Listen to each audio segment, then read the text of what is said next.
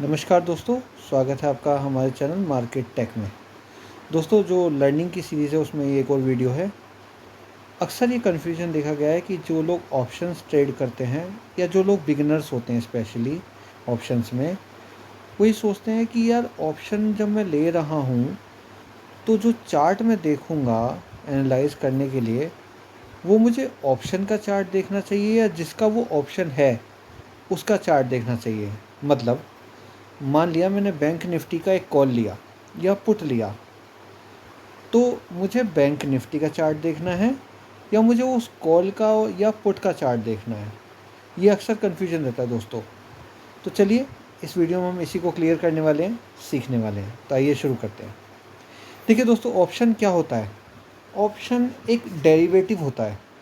Derivative का मतलब जो किसी से डराइव होता है। यानी कि अगर निफ्टी का ऑप्शन है, या सीधे शब्दों में कह सकते हैं निफ्टी का कॉल या पुट है, तो उसकी वैल्यू कहाँ से निकल के आती है? निफ्टी से निकल के आती है। तो उसकी अपनी कोई वैल्यू नहीं है। उसकी वैल्यू किससे डराइव होती है? निफ्टी से डराइव होती है, क्योंकि वो उसका डेरिवेटिव है, वो उससे डराइव होता है।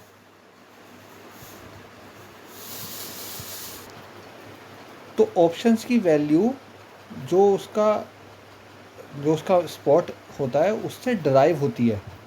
यानी कि अगर निफ्टी की कॉल या पुट ली हुई है तो उसकी वैल्यू जो है वो निफ्टी से डराइव होगी, क्योंकि उसका एक वायदा, एक कह लीजिए कॉन्ट्रैक्ट होता है वो। अब मान लिया एक ज़मीन है, मैं सीधे शब्दों में समझाता हूँ। मान लिया एक ज़मीन है और ज़मीन के कुछ कागज़ हैं। उन कागज़ की वैल्यू ज़मीन के बेसिस पे तो घटेगी बढ़ेगी। तो मेन वैल्यू किससे ड्राइव हो रही है? ज़मीन से ड्राइव हो रही है। तो आप डिटेल किसकी देखेंगे? ज़मीन की देखेंगे या कागज़ की देखेंगे? तो इसी तरह से जिसका वो डेरिवेटिव होता है, जिसका वो ऑप्शन होता है, हमें चार्ट हमेशा उसका देखना चाहिए। अब जैसे कि आज निफ्टी की एक्सपायरी थी, आज की चार्ट में मैं आपको दिखाता हूँ एक एग्जांपल। देखिए, निफ्टी का चार्ट है, ये निफ्टी का चार्ट है दोस्तों। 1 मिनट का चार्ट है, मैंने समझाने के लिए लगाया आपको। वैसे मैं 1 मिनट के चार्ट में कभी ट्रेडिंग की सलाह देता नहीं हूँ। ये देखिए, ये यहाँ से शुरू हुआ, निफ्टी ऊपर की तरफ गया, फिर थोड़ा सा नीचे की तरफ भी आया और फिर कहीं थोड़ा सा ऊपर जाके बंद हो गया। अब होना क्या चाहिए? अब अगर आप ऑप्शन देखेंगे तो ऑप्शन में भी सेम ट्रेंड होना चाहिए, लेकिन ऐसा नहीं होता है। ऐसा क्यों नहीं होता है?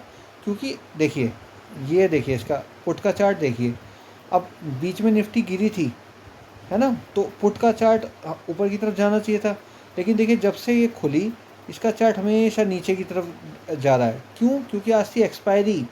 एक्सपायरी की वजह से क्या होता है, कॉल और पुट के जो प्रीमियम होते हैं वो डिके होते हैं बहुत तेज़ी से।